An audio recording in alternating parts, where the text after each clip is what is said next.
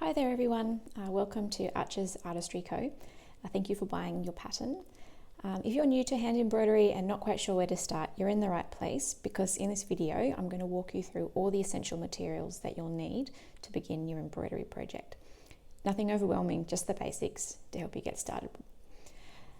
So let's get into it.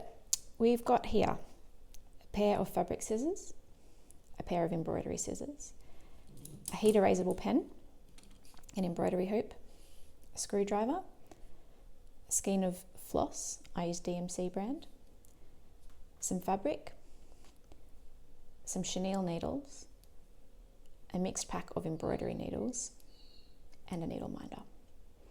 So let's get into all of them with a bit more detail. First up we have fabric scissors. These are used for cutting fabric. Please don't use them for anything else other than cutting fabric, like cutting paper or using in the kitchen or any other use. You will ruin the blades. If you have a pair of fabric scissors and look after them, they'll last you a very long time. I bought these for about $40 10 years ago and they have not skipped a beat. The other pair of scissors that I always have are my small embroidery scissors. They are the same brand, which is Fiskars. These are used for snipping threads, unpicking stitches, anything close to my hoop. They're very sharp. Again, they're only used for embroidery, so they're tucked away with all my embroidery supplies and not used for anything else. As you can see, they're much smaller than the fabric scissors.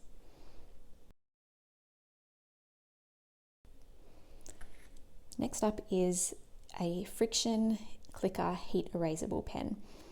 This is used for transferring the pattern onto your fabric. So I'll do a separate video on that, which is, you put your fabric on top of a pattern and then use this to trace on top of the fabric. These will be your guidelines for the entire stitching process. And then the lines are easily removed by heat. So you can use things like a hairdryer, an iron, a hair straightener. Anything with a little bit of heat will remove these lines. I use them in every single project. I bought this for about $3 from my local Officeworks, which is an office supply store in Australia.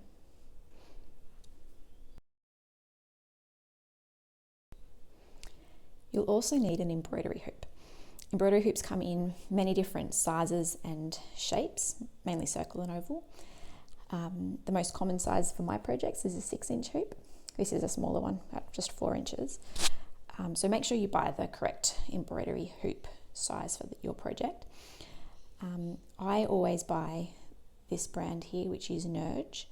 They're a little more expensive than the ones that you'll get in your local craft store. However, I just reuse these again and again. They're made of wood, not bamboo.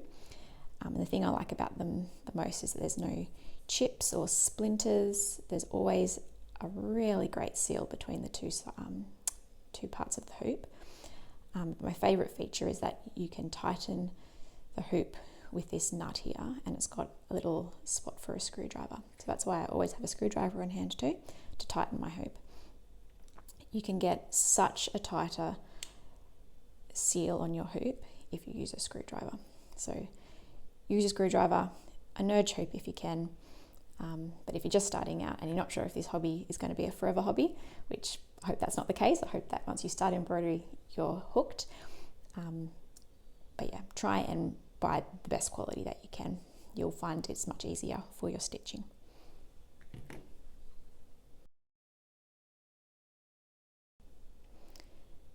Thread. I always use DMC branded thread. Comes in a skein like this. Down the bottom here, it has the code of the number, which I'll give you in every single one of my projects. You can buy these for $1 or $2 per skein. Now, there's two ends to the floss. There's one down the bottom here, one up the top. When you're taking the thread out to thread your needle, always take it out from the bottom, never the top. It ensures that it won't get tangled. So you just pull. I try and use about the length of my arm for each needle. You can keep your floss like this because it's not going to get tangled because you've always taken it out the correct side. However, I do actually store all of mine on a little bobbin, just a little cardboard bobbin. I've just taken it all up out of this skein, wound it up on here. I've just popped the code on the front here. So I find this is just an easier way for me to organise my thread.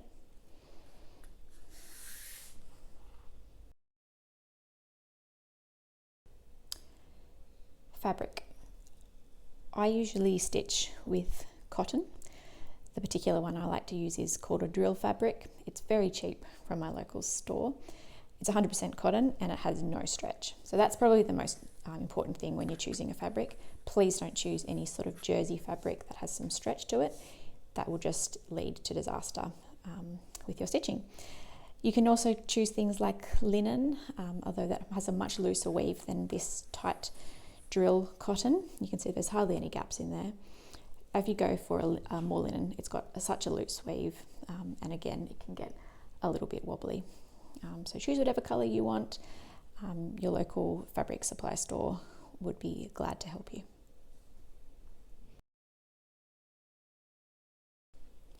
Needles. For my projects, I always use an embroidery needle, and sometimes I use a chenille needle.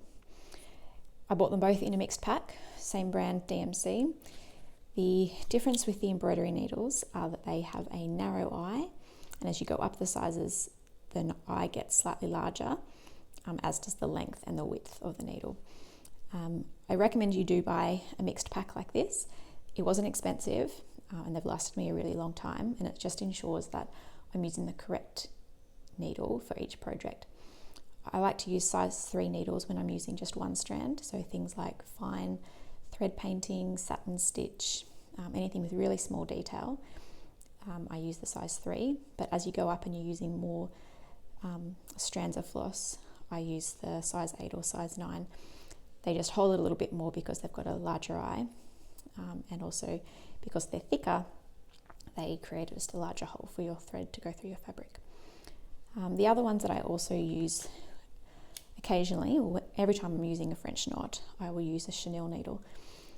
Same thing, they've come in a mixed pack of 18 to 22. The main difference with these is just that the size of the eye and the length and width of the needle.